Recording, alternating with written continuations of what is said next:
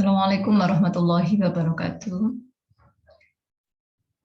Selamat pagi semuanya. Selamat bertemu di kelas kegawatan maternal neonatal. Pada pagi hari ini kita akan belajar bersama mengenai kegawat daruratan maternal. Ya. Oke, baik teman-teman semuanya, untuk menyingkat waktu sebelum perkuliahan ini kita mulai, mari kita awali dengan bacaan Bismillahirrahmanirrahim. Langsung saja kita masuk ke materi hari ini. Jadi topiknya adalah penanganan awal pada kegawatan maternal.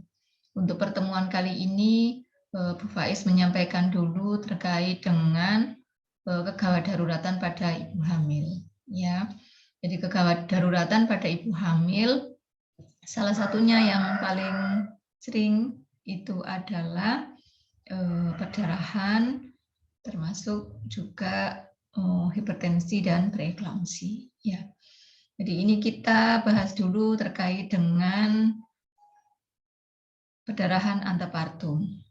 Ya, oke. Perdarahan antepartum atau perdarahan pada kehamilan lanjut, ya, ini biasa disingkat dengan APB. Nah, apa sih itu antepartum bleeding? Ya, ini terdapat beberapa definisi terkait dengan APB, namun ini Bapak Is mencoba mengemukakan pengertian APB menurut Syaifuddin Abdul Bari. Ya. Jadi yang dimaksud dengan APB di sini adalah perdarahan pada kehamilan setelah 22 minggu sampai sebelum bayi lahir. Ya. Jadi teman-teman semuanya, kalau perdarahan itu terjadi pada ibu hamil sebelum usia kehamilan 22 minggu, itu belum dikategorikan sebagai APB. Ya, dia masuk di perdarahan pada kehamilan muda. Ya. Karena nanti perdarahan dengan melihat usia kehamilan itu sudah bisa mengarahkan kita pada diagnosis, ya. Jadi akan berbeda diagnosisnya kalau perdarahan itu terjadi pada kehamilan sebelum 22 minggu dengan setelah 22 minggu, ya.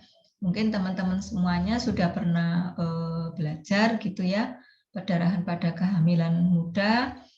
Salah satu kemungkinan diagnosisnya adalah abortus atau mungkin kehamilan ektopik atau kehamilan molar. Ya. Sedangkan pada perdarahan kehamilan lanjut ya atau APB, ini kemungkinan diagnosisnya mengarah ke sini ini ya, karena penyebabnya bisa mungkin plasenta previa, mungkin solusio plasenta, ruptur uteri atau DIC. Ya, ini. Nah, teman-teman semuanya, untuk hari ini ya kita bahas dulu terkait dengan plasenta previa. Ya. Nah, karena pada APB itu penyebabnya banyak hal tadi, bisa plasenta previa, bisa mungkin solusio, bisa mungkin ruptur uteri ataupun mungkin DIC ya. Ketika kita menghadapi kegawat daruratan ya, contoh tadi ada perdarahan pada kehamilan setelah 22 minggu, ya, maka penanganan secara umum yang pertama adalah meminta bantuan. Ya, diminta bantuan teman sejawat kita. Ya. Nah, kemudian kita harus menyiapkan fasilitas tindakan kegawat daruratan. Yang berikutnya, kita melakukan pemeriksaan secara tepat. Kita melihat bagaimana keadaan umum ibu dan vital sign-nya. Ya. Teman-teman semuanya, ini perlu diperhatikan betul ya. Ketika kita menghadapi kasus kegawat daruratan, mungkin teman-teman kemarin sudah mendapatkan materi terkait dengan pemeriksaan fisik gitu ya, secara lengkap mulai head to toe ya. Tapi pada kondisi kegawat daruratan, pemeriksaan fisik head to toe ya, itu jangan digunakan ya, karena kita butuh melakukan pemeriksaan secara cepat. Cukup lihat bagaimana kondisi ibu termasuk kesadaran, apakah dia masih sadar penuh atau sudah mengalami penurunan kesadaran ya. Kemudian kita periksa vital sign-nya.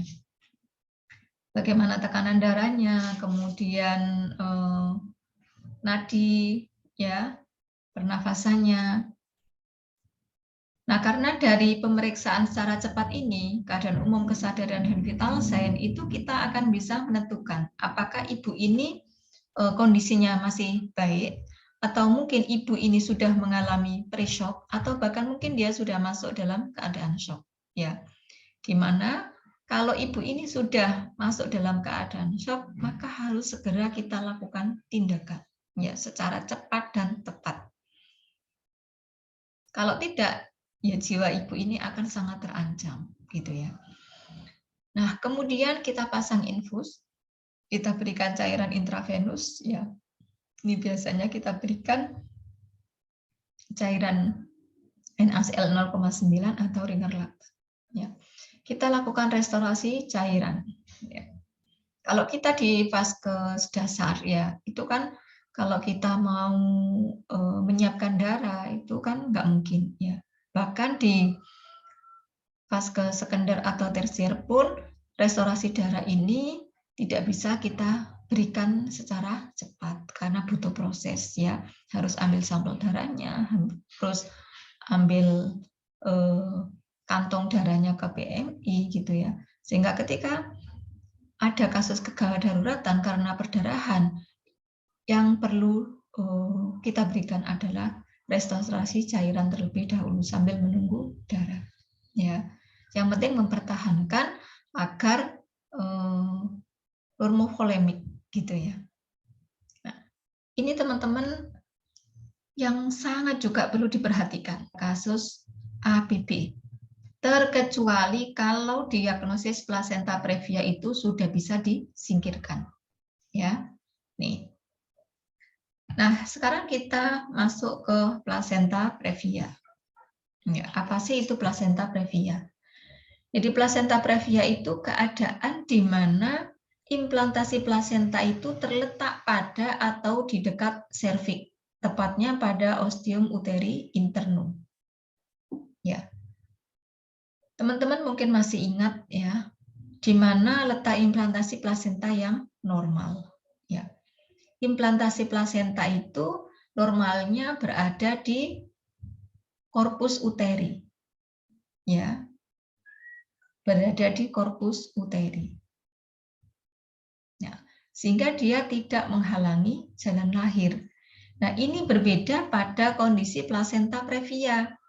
Implantasi plasenta itu berada di bawah, ya, di dekat atau dia pada serviks, ya, menutupi serviks, ya, menutupi ostium uteri internum. Ya. Nah, ini tentu akan memberikan dampak atau resiko pada masa kehamilan maupun persalinan, ya. Nah, dengan melihat definisi di atas, ya. Nah, ini kita lihat kembali lagi ya. Ini adalah implantasi plasenta yang normal, ya, fulus, ya. Ini normalnya di sini. Jadi dia tidak mendekati atau pada jalan lahir via. Dia kalau ini menutupi jalan lahir, ya, menutupi ostium uteri internum. Ya, kalau ini adalah plasenta previa total, menutupi seluruhnya, ya.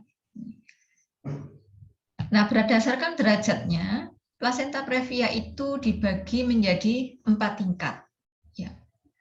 Plasenta previa totalis.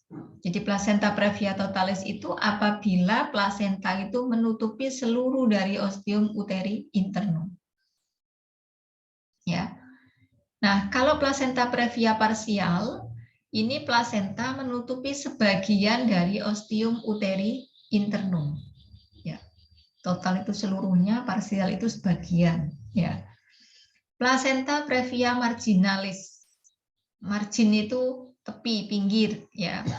Berarti plasenta berada tepat di pinggir ostium uteri internum.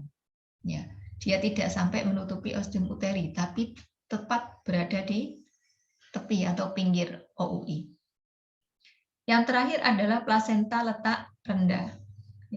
Jadi plasenta itu berada di dekat OUI. Ya. Beberapa senti dari OUI. Nah, akan tetapi derajat atau tingkatan plasenta previa ini sangat tergantung terutama pada pembukaan serviks pada saat pemeriksaan. Ya. Artinya apa? Bahwa derajat plasenta previa itu kemungkinan akan berubah pada saat ada perubahan pembukaan serviks atau dilatasi serviks.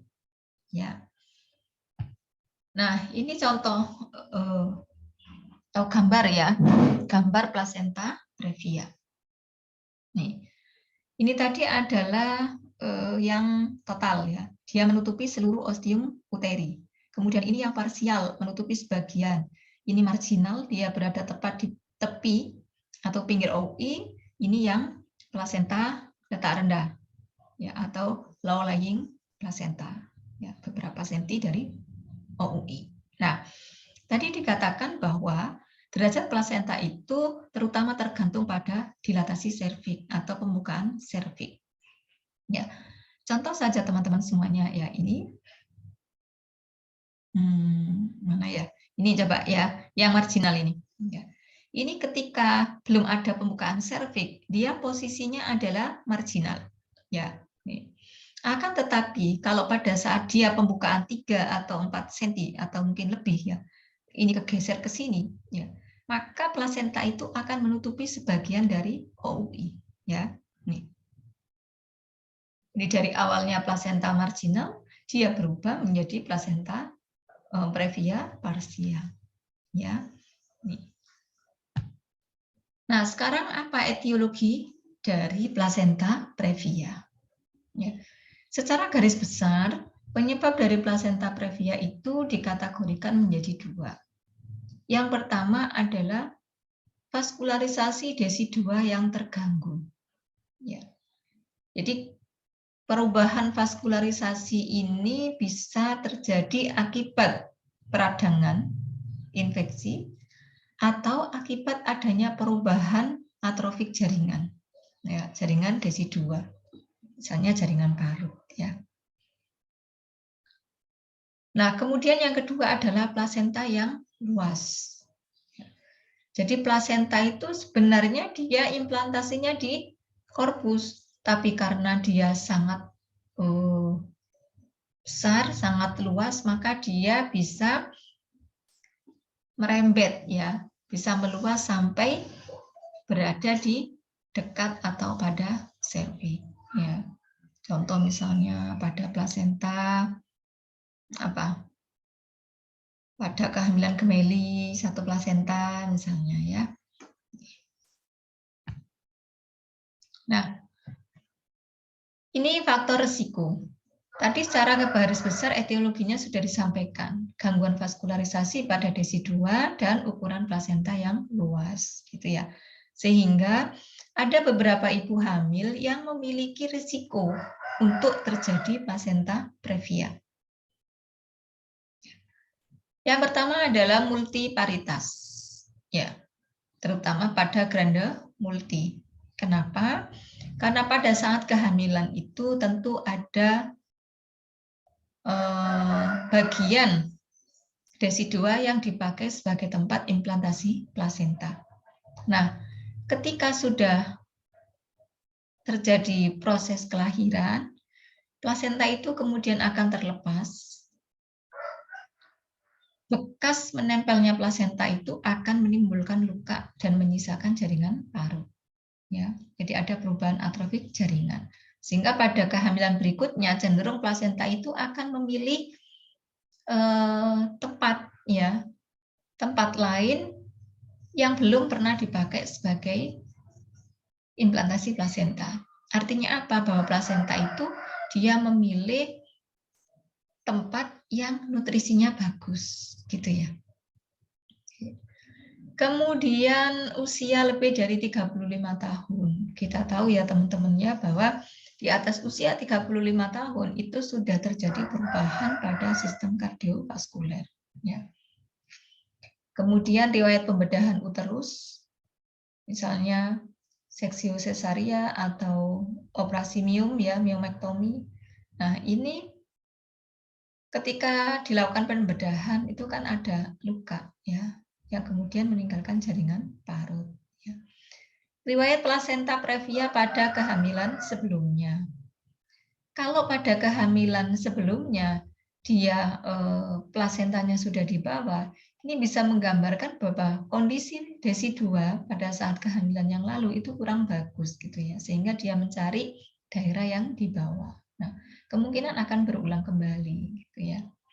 Kemudian kehamilan kembar dan eritoblastosis fetalis ya. Pada kondisi ini ukuran plasentanya besar ya. Sehingga meskipun sebenarnya dia berimplantasi pada daerah korpus, dia bisa meluas ke dekat atau hingga menutupi serviks ya.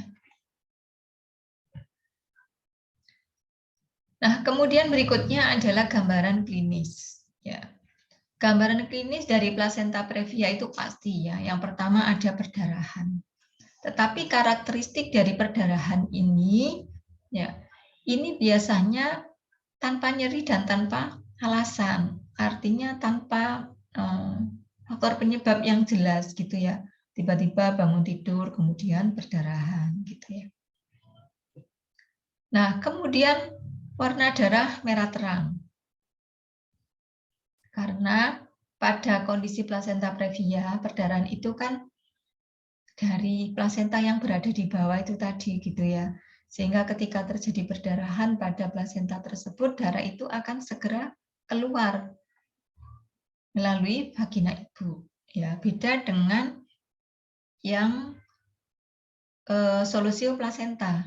Dia ngantong dulu di dalam, baru kemudian dia menyelundup untuk bisa keluar. Sehingga pada kasus solusio plasenta itu warnanya merah kehitaman. Tapi kalau pada plasenta previa itu warna darahnya merah terang. Kemudian yang berikutnya sering ditemukan malpresentasi atau kepala tidak enjajat. Ya. Kenapa ditemukan malpresentasi? Ya, atau kepala tidak enjajat gitu ya. Nah, ini teman-teman semuanya malpresentasi itu kan presentasi yang tidak normal. Normalnya kalau pada kehamilan itu presentasinya kan kepala ya. Ini bisa bokong atau yang lainnya gitu ya. Nah, kita lihat kondisi uterus itu sebenarnya yang paling luas ya. Itu adalah daerah fundus ya. Sehingga bokong ini kepala berada di bagian bawah gitu ya. Akan tetapi pada kondisi plasenta previa ini di sini ada plasenta. Gitu ya. Di sini ada plasenta sehingga dia menyesuaikan ya, menyesuaikan dengan kondisi uterus ini. Termasuk tadi mungkin presentasinya dia kepala tapi dia tidak enjajat, dia tidak bisa masuk pintu atas panggul karena terhalang oleh plasenta ya. Oke. Nah, selanjutnya diagnosis. Bagaimana cara menentukan diagnosis pada kasus plasenta previa? Yang pertama, melalui anamnesis. Ya. Dari hasil anamnesis itu kemungkinan akan kita dapatkan tadi perdarahan tanpa rasa nyeri, tanpa alasan, dan berwarna merah terang. Ya, perdarahan itu juga biasanya disertai dengan adanya gumpalan. Ya. Kemudian pemeriksaan luar, yang dimaksud di sini adalah pemeriksaan abdominal. Ya, jadi ditemukan adanya malpresentasi atau presentasi kepala, namun tidak enlarged. Kemudian dari pemeriksaan in speculo, ya, ini harus dilakukan dengan hati-hati, jangan sampai ujung spekulum masuk terlalu dalam. Ya, jadi pemeriksaan dalam kan nggak boleh ya. Pemeriksaan spekulum juga harus dilaksanakan dengan sangat hati-hati, jangan sampai ujung spekulum itu menyentuh daerah serviks. Nah, pemeriksaan spekulum itu bertujuan untuk mengidentifikasi sumber perdarahan itu dari mana. Apakah betul bahwa darah yang keluar itu dari OUI, dari serviks gitu ya, atau dari dinding vagina? Kalau misalnya pada saat pemeriksaan in speculum, loh, OUI-nya kok bersih, nggak ada perdarahan yang mengalir dari sana gitu ya. OUE ya, OUI nggak bisa kita lihat ya. OUE-nya bersih, nggak ada perdarahan yang mengalir dari sana. Tapi ini ada perdarahan dari dinding vagina. Bisa mungkin karena luka atau mungkin ada varises yang pecah gitu ya. Berarti kan nanti mengarahkan diagnosis kita, dia bukan plasenta previa. Kemudian ultrasonografi, ya, ini yang banyak digunakan ya, karena pemeriksaan USG itu bersifat non-invasif. Nah, dari pemeriksaan USG itu selain bisa mengidentifikasi implantasi plasenta itu ada di mana, juga bisa mengidentifikasi biofisik janinnya. Ya. Oke, yang terakhir pemeriksaan dalam. Itu saya kasih tanda pentung ya. Ini boleh dilakukan pemeriksaan dalam, tetapi ada syarat khusus yang harus dipenuhi. Ya, salah satunya adalah pasien ini sudah berada di meja operasi. Ya, PDMO itu pemeriksaan dalam di meja operasi atau diistilahkan dengan double setup DSU. Nah, ketika kita mau melakukan pemeriksaan dalam di meja operasi, ya, ini caranya adalah dengan melakukan perabaan plasenta secara langsung ya melalui pembukaan serviks. Ya, akan tetapi harus teman-teman perhatikan, infus harus sudah terpasang dan tersedia darah. Ya, tim operasi juga harus siap. Ya. Kenapa? Karena dikhawatirkan ketika melakukan pemeriksaan dalam, kemudian tangan pemeriksa itu melukai plasenta, terjadi perdarahan banyak, ya, yang sulit untuk dihentikan, padahal darah belum tersedia, tim kamar operasinya juga belum siap. Nah, ini kan akan sangat membahayakan ibunya. Ya, nih, jangan sampai dokternya masih di rumah sakit lain atau masih di luar kota, ditelepon, masih di sana, sudah dilakukan periksa dalam. Begitu terjadi perdarahan hebat, tim belum siap. Ya, jangan sampai itu terjadi. Nah, kemudian bagaimana penanganan dari plasenta previa itu sendiri? Ya. Yang pertama, perbaiki kekurangan cairan atau darah dengan infus cairan NaCl 0,9 atau ringer laktat. Ya. Kalau misalnya darah tersedia, ya karena hipovolemiknya karena banyaknya darah yang keluar, ya harusnya restorasinya kan dalam bentuk darah. Tapi tadi saya katakan bahwa darah itu kan tidak bisa tersedia secara cepat. Kemudian nilai jumlah perdarahan. Kalau perdarahan itu banyak dan berlangsung terus-menerus, maka ini harus dilakukan SC, ya, tanpa memperhitungkan usia kehamilan atau prematuritas, karena lebih menyelamatkan jiwa ibunya. Ya. Akan tetapi kalau perdarahan itu sedikit atau mungkin perdarahan itu kemudian berhenti, janinnya masih hidup dan masih prematur, ya, ini perlu dipertimbangkan terapi ekspektatif, ya, sampai waktu persalinan itu terjadi, atau bisa diakhiri apabila sewaktu-waktu terjadi perdarahan banyak, ya, karena pada kasus plasenta previa itu perdarahan bisa berulang, ya. Nah, ini kalau terapi ekspektatif, ya. Nih, terapi pemeliharaan, terapi konservatif sama. Tujuan dari terapi ekspektatif di sini adalah agar janin itu tidak terlahir prematur dan upaya diagnosis dilakukan secara non-invasif. Ya. Tetapi harus ada syarat yang bisa dipenuhi. Syaratnya apa? Syaratnya adalah kehamilan masih preterm. Perdarahannya sedikit atau kemudian berhenti. Belum ada tanda-tanda persalinan, belum ada tanda-tanda infartu. Karena kalau sudah ada tanda-tanda infartu, sudah ada pembukaan dan dilatasi serviks kan nggak bisa dihentikan ya. Keadaan umum ibu masih cukup baik dan janin hidup. Ya, ini syarat terapi ekspektatif. Ya. Nah, apa saja yang dilakukan pada terapi ekspektatif? Ya, ini pasien harus rawat inap. Ya, nah rawat inap pun ini harus di fasilitas kesehatan yang memiliki gawat daruratan maternal neonatal secara lengkap. Jadi jangan sampai APB atau tadi placenta previa dirawat di PMB, di puskesmas, ya, ini harus di rumah sakit, ya. Yang tadi ada fasilitas kegawat daruratan maternal dan neonatal lengkap. Selama dirawat inap, ini pasien harus tirabaring, ya, bed rest, dan diberikan antibiotik profilaksis. Kemudian dilakukan pemeriksaan USG untuk mengidentifikasi tempat implantasi plasenta, untuk menentukan usia kehamilan, apalagi kalau hati-hatinya lupa, gitu ya. Profil biofisik janin, ya. Jadi mungkin bisa melihat kelainan kongenital secara mayor, gitu ya. Untuk menentukan letak dan presentasi janin, apakah presentasinya kepala atau mungkin dia presentasi sungsang, oblik dan sebagainya.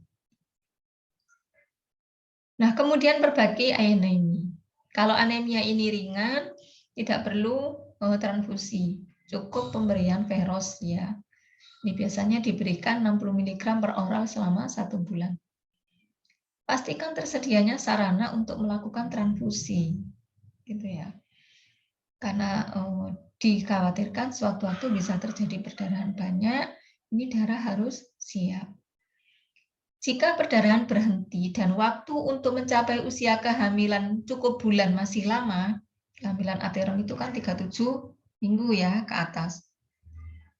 Ini pasien boleh keluar rumah sakit ya, boleh dilakukan rawat jalan ya. Kecuali pasien luar kota yang jarak tempuhnya atau waktu tempuh ke rumah sakit sangat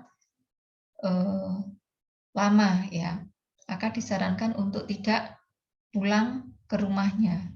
Bisa mungkin di rumah singgah atau mungkin di keluarganya yang dekat dengan rumah sakit. Ya. Jika perdarahan berulang, ini perlu dipertimbangkan manfaat dan risiko ibu dan janin untuk penanganan lebih lanjut. Ya. Jadi kalau terjadi perdarahan ulang, pastikan bagaimana kondisi ibu dan janinnya. Ya, kalau terjadi penurunan, kondisi ibunya semakin menurun, kondisi janinnya semakin menurun, ya mungkin dipertimbangkan untuk pengakhiran kehamilan. Ya. Nah, sekarang ini adalah terapi aktif.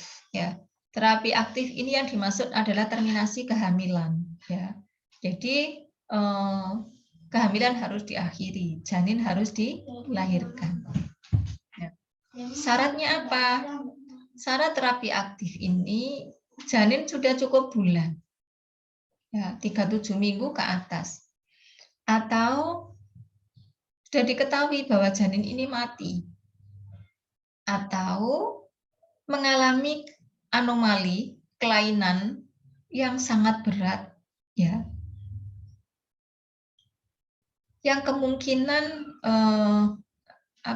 janin ini untuk bisa hidup itu kecil sekali, atau bahkan tidak mungkin dia bisa bertahan hidup setelah kelahiran.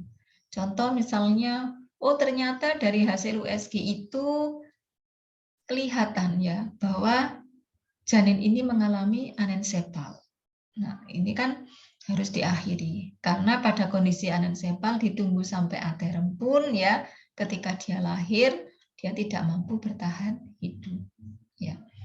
Kemudian terjadi perdarahan aktif dan banyak. Ya, tadi harus segera diakhiri tanpa memandang maturitas janin. Karena tadi lebih menyelamatkan jiwa ibunya. Nah, jika plasenta letak rendah dan perdarahan sangat sedikit, ini kalau partus per vagina masih dimungkinkan, ya diupayakan partus per vagina. Tapi jika syarat persalinan pervaginam tidak terpenuhi, ya tetap harus dilakukan seksio sesaria. Ya. Nah, jika persalinan dengan seksio sesaria dan terjadi perdarahan dari tempat plasenta, ya, ini dilakukan heading ya, dan diberikan infus plus oksitosin 10 unit 500 ml cairan 60 tetes per menit. Tapi ini nanti bergantung dari advis dokternya, gitu ya. Karena kalau tindakan persalinan, pemberian drip oksitosin, ya kebutuhan cairan infus, ya itu nanti menunggu advis dokternya. Nah, jika terjadi HPP, perdarahan postpartum, itu harus dilakukan penanganan yang sesuai. Ya. Nah, teman-teman semuanya, ini harus betul-betul diperhatikan. Harus betul-betul diperhatikan ya, bahwa setelah persalinan pun pada plasenta previa itu sangat berisiko terjadi perdarahan. Kenapa? Karena plasenta itu berada di bagian bawah, di segmen bawah rahim, ya, di mana pada daerah segmen bawah rahim itu miometriumnya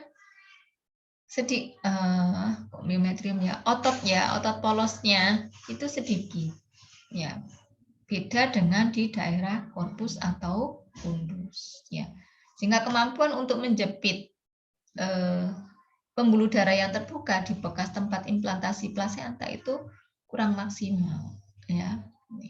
Jadi setelah persalinan pun ibu harus tetap dipantau secara ketat dan melekat, ya. Nah, mungkin ini teman-teman semuanya terkait materi hari ini, yaitu terkait plasenta previa. Untuk pertemuan berikutnya insya Allah kita lanjutkan tentang solusio plasenta. Ya, teman-teman semuanya, nanti kalau misalnya ada materi yang kurang bisa dipahami, nanti bisa bertanya, ya, bertanya di channel YouTube atau mungkin via WA, ya. Oke, sekali lagi terima kasih atas perhatiannya.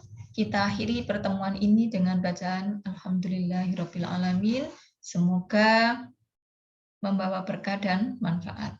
Mohon maaf apabila ada kekurangan. Wassalamualaikum warahmatullahi wabarakatuh.